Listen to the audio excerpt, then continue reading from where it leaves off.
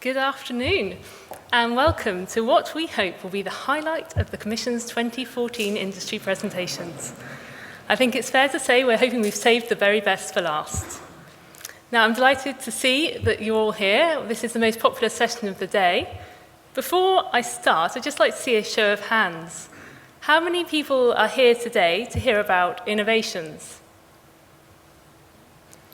Okay. What about our supervisory approach and observations? Yeah. Okay, well, what about what you might be asked to do next year? And what about for the free coffee? Excellent, well, that is a relief. Right, so Eamon and I have both joined the fiduciary division within the last year, and we're going to form a bit of a double act over the next half an hour. You'll also see that we've been joined by Nick Cleveland and Paul Evans, our experienced assistant directors, who will be able to assist us with questions at the end of the session. This afternoon, we'll provide an overview of our newly titled division, some statistics, some observations, and some key themes for 2015.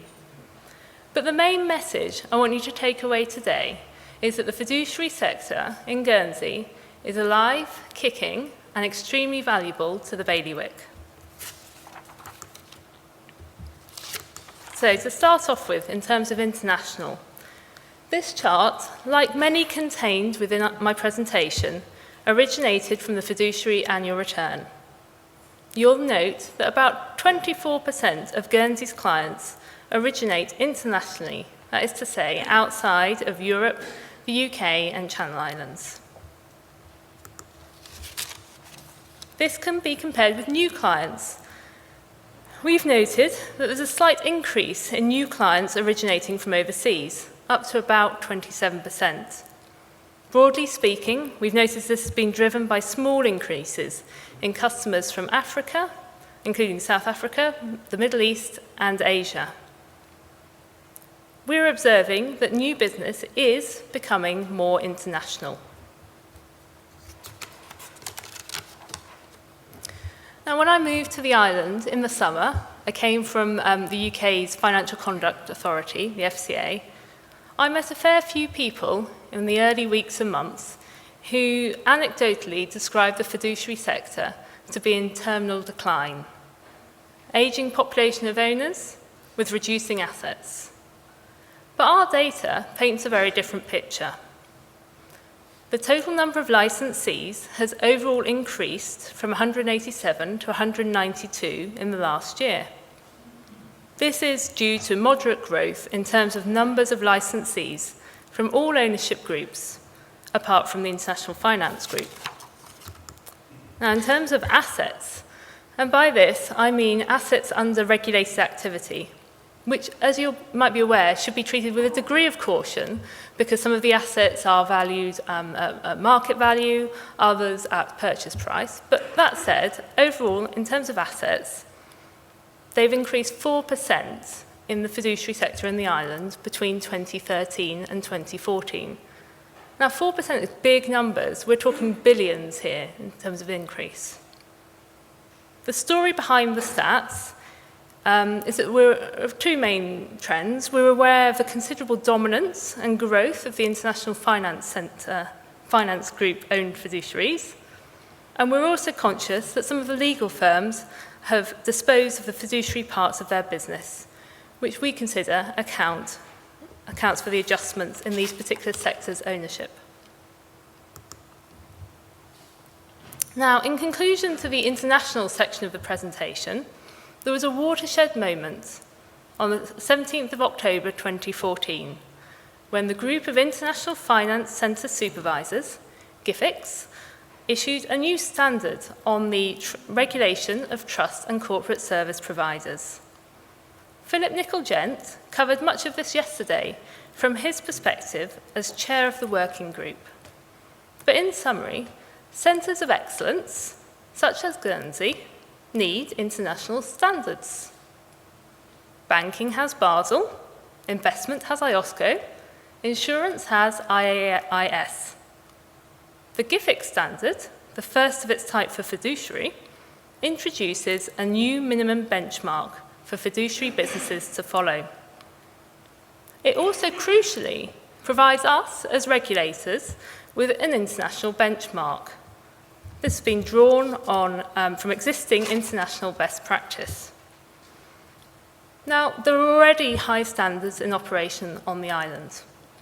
And over the next 12 months, the Commission is going to be undertaking analysis of our own regulatory regime to determine whether small adjustments, and by small, Philip yesterday referred to them as housekeeping adjustments, may be required in order to underpin the new standards. So what does this mean? Well, an example is at the moment, as a Commission, we are unable to object to the appointment of a fiduciary director, even if we deem them not to be fit and proper. And in this, we are out of line with international best practice. Any legislative changes will be incorporated into the Commission's work on revision of laws, a project that's been a collaborative exercise with government and industry. You might be aware, possibly even because you follow us on Twitter, we're now on Twitter, the GFSC, that the revision of laws discussion paper was issued on the 10th of November. It goes without saying, any comments or input is welcomed. So moving to innovations. Firstly, you might ask, why is innovations now bolted onto the fiduciary division's title? It certainly makes for quite a mouthful on introductions. Now, whilst innovative businesses can arise from any sector on the island, from our experience, corporate service providers and fiduciaries are often involved in providing services to new innovative businesses.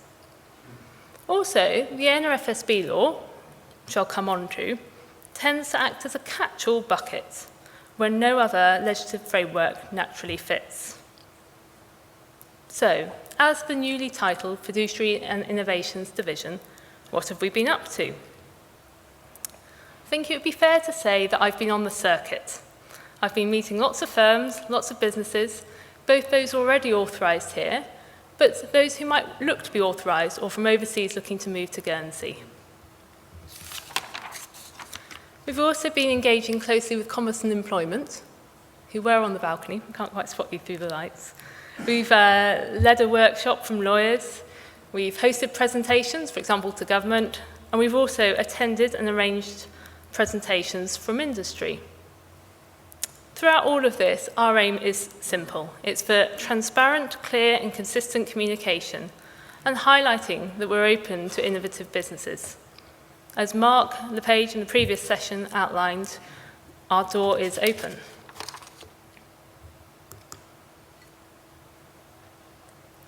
So, this slide seeks to take you through the keyhole, what happens behind the scenes at the GFSC. If there's an innovative business suggestion, what happens? The first question we'll always ask is there a natural existing home for it at the Commission? If yes, then existing contacts or supervisory channels should be used.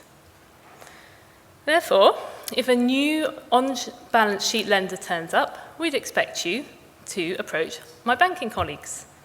For an innovative PCC, you should approach my colleagues in insurance. If there was an innovative fund, we would probably expect it to fit under the POI law, and therefore you should approach my investment colleagues. Or, for example, a new trust-type structure, then to approach us in fiduciary. The point I want to make here is that all supervisory divisions support innovation. It isn't just limited to the fiduciary division. So looking at this, if the answer is then no, there's no existing home, the Commission has a new offering. The new offering is the Commission Economist, who happens to be my predecessor, Philip Marr. Philip has a coffee budget, much to the envy of many of us. He informally meets potential applicants to discuss new ideas.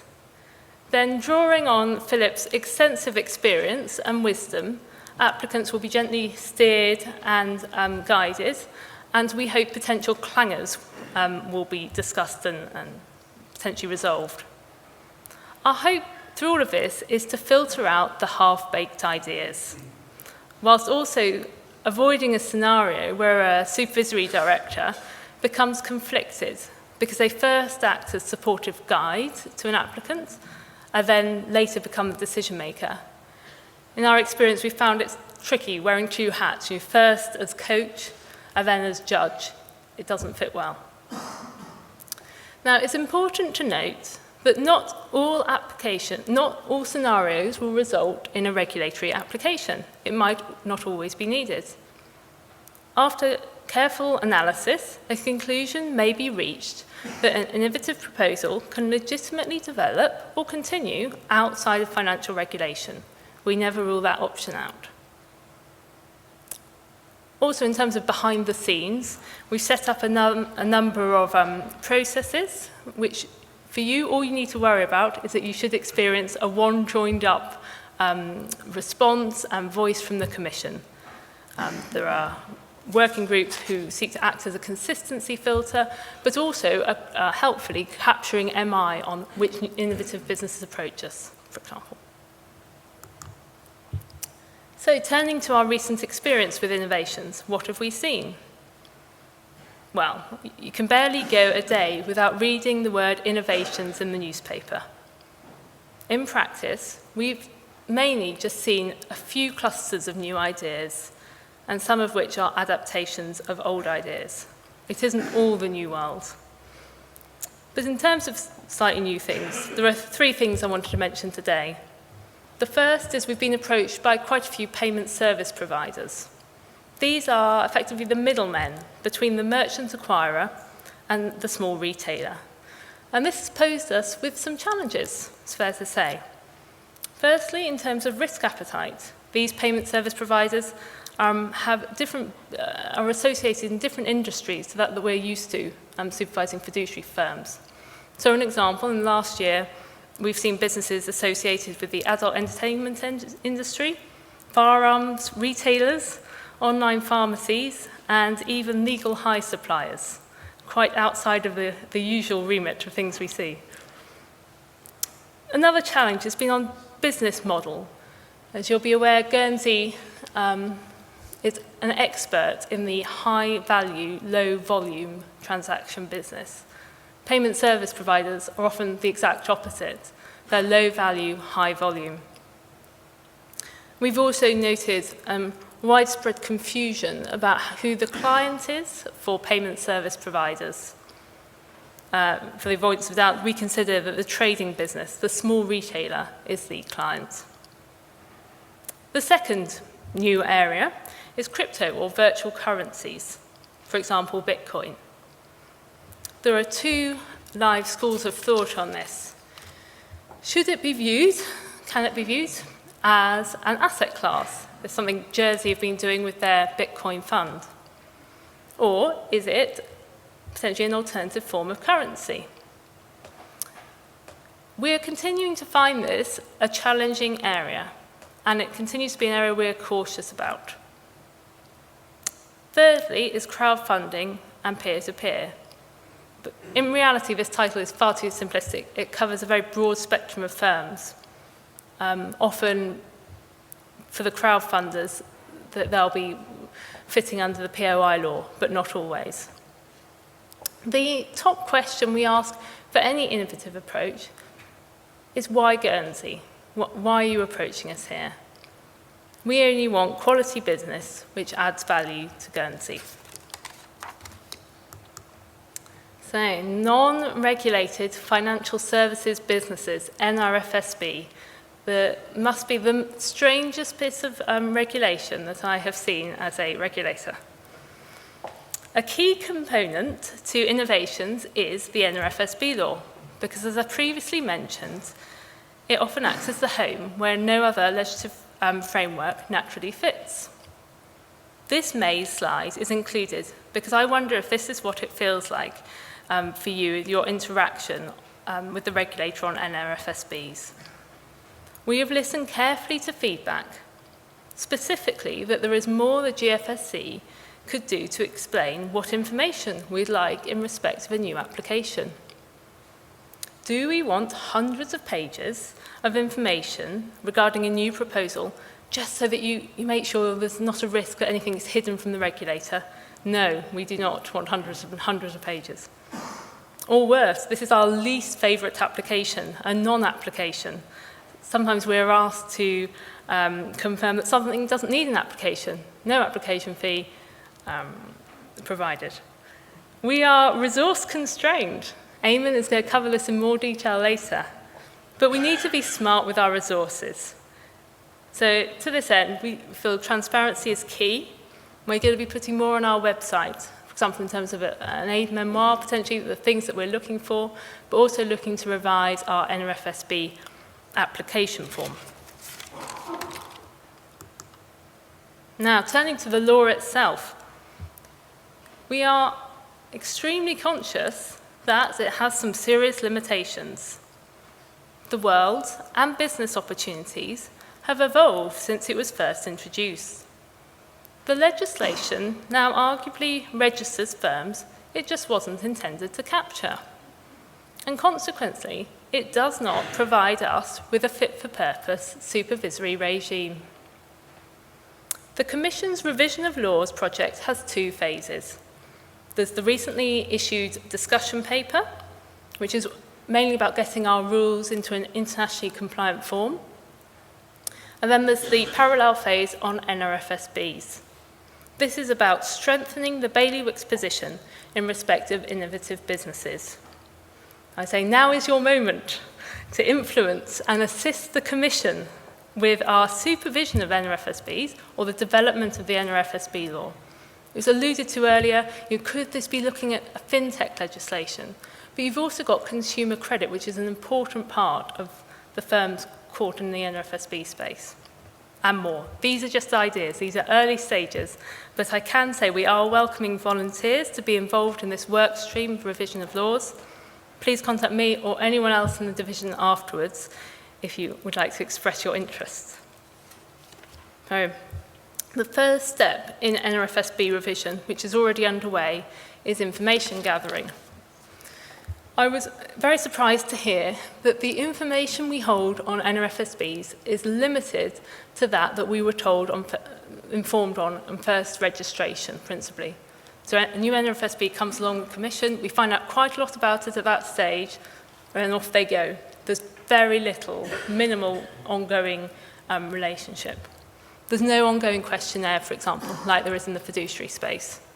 So there's going to be an online questionnaire, electronically sent out. The Commission is moving apace with its electronic submissions. This online questionnaire is going to be issued shortly with responses due in the new year. We're also mindful of the perimeter on NRFSBs, those who perhaps should be registered who aren't. And this is something we're going to explore further next year.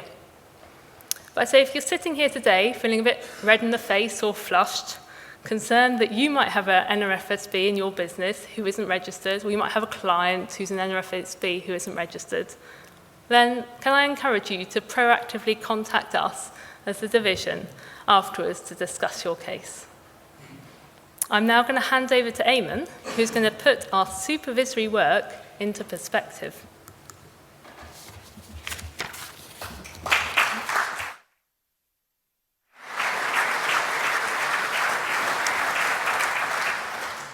Well, good afternoon, everyone. Thank you, Gillian, and welcome to this final section of the fiduciary presentation, which we have entitled In Perspective. For those of you who don't know me, my name is Eamon Finnerty, and I was recently appointed to the division, having spent the previous 5 years with the banking and insurance division. Prior to this, I spent 25 years in the financial services industry in London, New York, and the Crown Dependencies. So this part of the presentation will provide an introduction to the Fiduciary Supervisory Policy and Innovations Division. And as we have a number of new team members, we will then discuss some further information on risk-based supervision using PRISM and how this approach drives the workings of the division, and indeed how it will structure our ongoing engagement with your businesses during 2015. We will then briefly share some key observations from recent visits and engagement tasks, and finally we will provide an insight into the key expectations for the year ahead. So further to Gillian's earlier slide, indicating that there are currently 192 fiduciary licensees, we can see from this slide that these businesses employ some 3,385 staff. By contrast, in the division, we currently have 11, which provides some context for the challenges we face with regard to resourcing and naturally fits with a risk-based approach to our supervision. Further, in terms of assets, fiduciary accounts for around half of the island's assets under regulated activity. Before I moved into the division, I was aware that the assets managed in the sector were significant, but I'm not sure I fully appreciated the actual scale, both in terms of assets and indeed employment provided, and thus the overall importance of the fiduciary community to the jurisdiction. So let's meet the team. As you can see, we've broadly gone for a 4-4-2 formation. However, as you all note, we have precisely no substitutes. So to introduce the team, starting with the analysts, we have recently employed Alice, Celia, and Jason. Helen and Simon are our senior analysts, with Nick Cleveland and Paul Evans as our assistant directors. Myself and Audrey, who can't be with us today, are the deputy directors, and Gillian was appointed to the division in July. And we are all ably assisted by the wonderful Sophie. Now we will take a look at PRISM and how it is applied to the fiduciary sector. In advance of today's presentation, we asked a number of licensees what they would like to hear about, and PRISM and how will it impact on your firms appeared at the very top of that list. As you will have heard earlier, PRISM was created by the Central Bank of Ireland and has recently been adopted by the ECB, which provides quite an endorsement. This slide, which hopefully will now be familiar to you, and the next few slides, will seek to show how the impact and risk are assessed for all firms, how levels of engagement are derived, and what these impact ratings may mean for your firms in terms of ongoing engagement plans. We will also consider the increasing use of thematic reviews across the Commission, which provide us with an efficient opportunity to focus on specific areas. The fiduciary division commenced supervision under the PRISM methodology on the 1st of May this year, so we are still embedding these disciplines. Since the financial crisis, international bodies have increasingly focused on governance and systemic risks, and indeed in recognizing that supervisors should best use their limited resources on firms with the greatest impact to the jurisdiction. Locally, the Commission is evolving its risk-based approach, focusing on the higher impact firms and significant risks, and indeed the level of interaction with the firm will depend on its impact rating. Our supervision has become more judgment-based and is focused on gaining a better understanding of the risks a firm faces. It's not just about compliance with the rules and regulations. Rather, we seek to gain a better understanding of the operation of the business, its directors and managers, and indeed the culture of the firm. You may have heard in Tim Lubbridge's presentation this morning that we are developing better systems and management information with a drive to automate more work. For example, the checking of returns and early indications to shifts in risks, which will mean that we can spend more time on actually understanding your firms.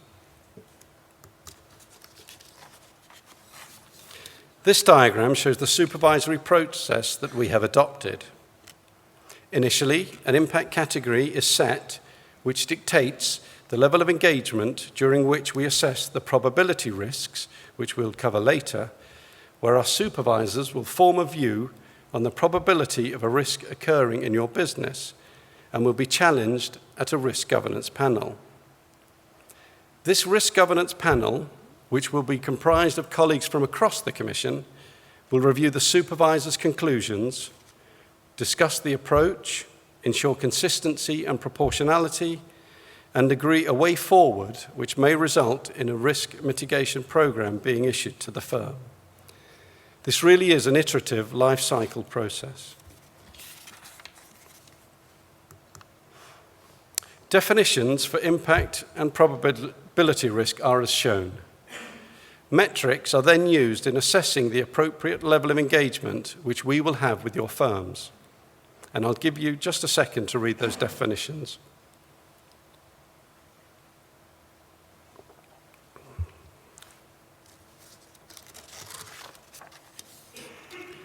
This triangle represents all the bailiwicks financial services firms. The left-hand side shows the 4 impact categories, and the right-hand side highlights typical engagement tasks for each category. As you would expect, impact ratings for firms can change during their lifetimes. So as said, the impact rating will drive the minimum engagement plan.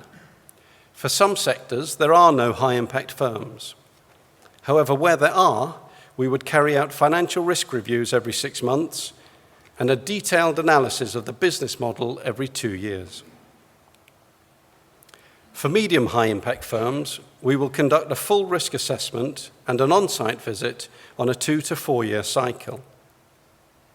And for medium low impact licensees, we will conduct a full risk assessment and an on-site visit no less than every 5 years.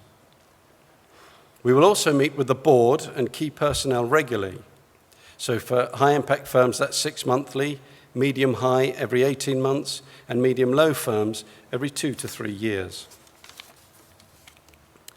As the slide shows, the greatest proportion of firms are in the low impact category, where supervision is largely on a reactive basis, and more on that in a moment. As you would expect, and shown by the green portion of the slide, financial crime on-site visits will continue to occur across all sectors, regardless of your individual impact rating. For low impact licensees, there will be fewer on-site visits, but instead we will rely on automated key risk indicators to flag areas for attention. So what do we look at when analysing a firm? These are the 11 categories of risk which are considered for high and medium-high impact firms. For the medium-low impact firms, we concentrate on the 5 risks in bold. A couple of examples here of what we may consider. In the area of strategy or business model risk, we may consider over-aggressive growth plans. Or for governance risk, we would look at the board and committee quality, management quality, and again, the culture. With regard to financial crime risk, please note that this risk is assessed by the Financial Crime Supervision and Policy Division, whereas the other risk categories are considered within the fiduciary division. Probability risks that are assessed as high or medium high could prompt further interaction with a firm to mitigate.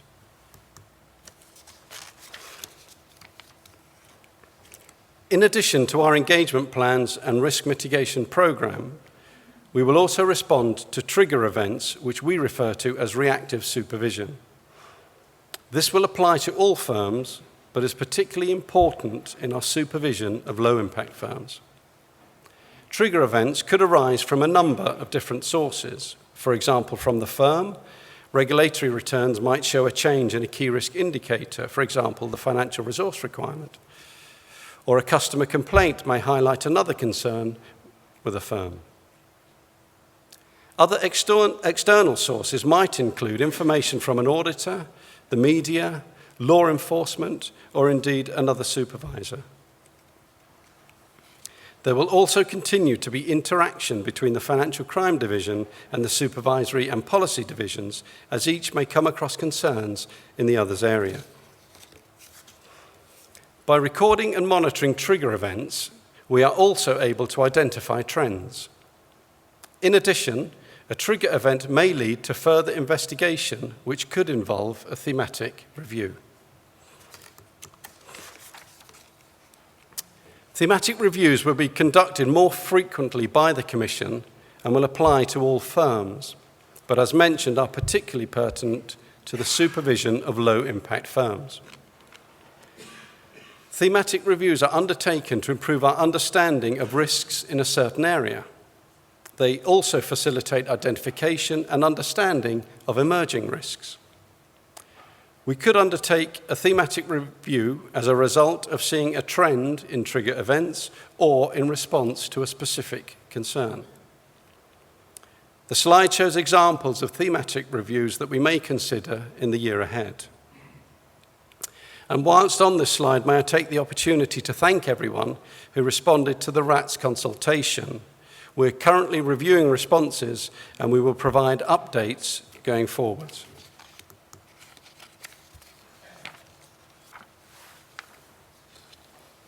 So turning to some observations. Having used PRISM for approximately 6 months, it is probably not surprising to note that whilst the supervisory process has changed, some of the issues that we see can remain the same. Evidence of good practice, which is clearly seen on visits to high-performing firms, can be covered in the headings above. So, really know your client. Know your client and understand them, their risk appetite, their plans, their goals, and explicitly record this information on the client management system. We acknowledge that good KYC is a requirement under the handbook, but it should also provide real confidence to your business developers in suggesting appropriate product structures to your clients. CDD at the heart of the business. Again, explicitly record knowledge, discussions, decision processes, analysis or risks, and all of which can avoid key person risk. Embedded compliance culture. A note here that we can see differences in culture between internationally owned and owner-manager firms. Risks understood, measured, managed, and mitigated. Explicitly recorded risk appetite, which is then shared and communicated within the firm, from the boardroom to the business developers and to the administrators.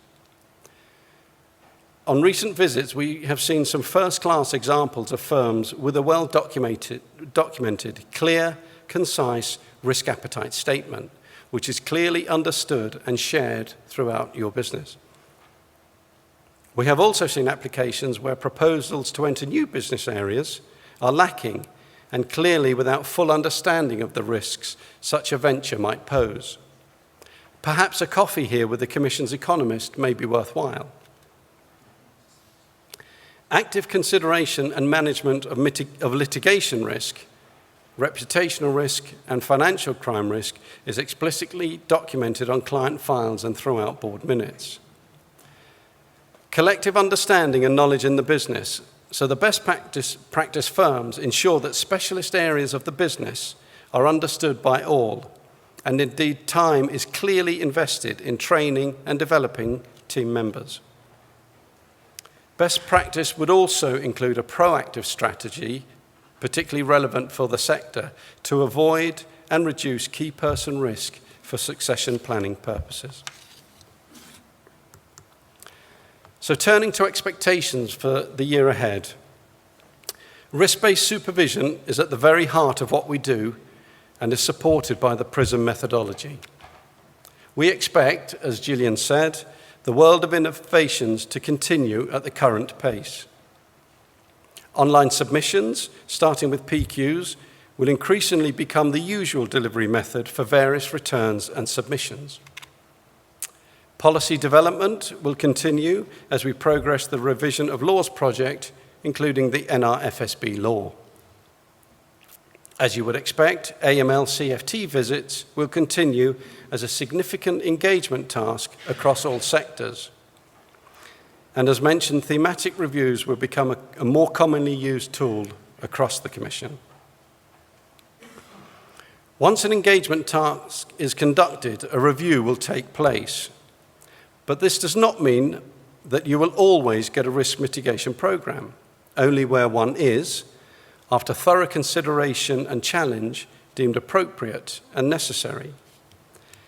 The Commission's approach is a collaborative process where we encourage constructive dialogue, and the recent open day sessions to socialise the discussion paper on the Revision of Laws project is a good example here.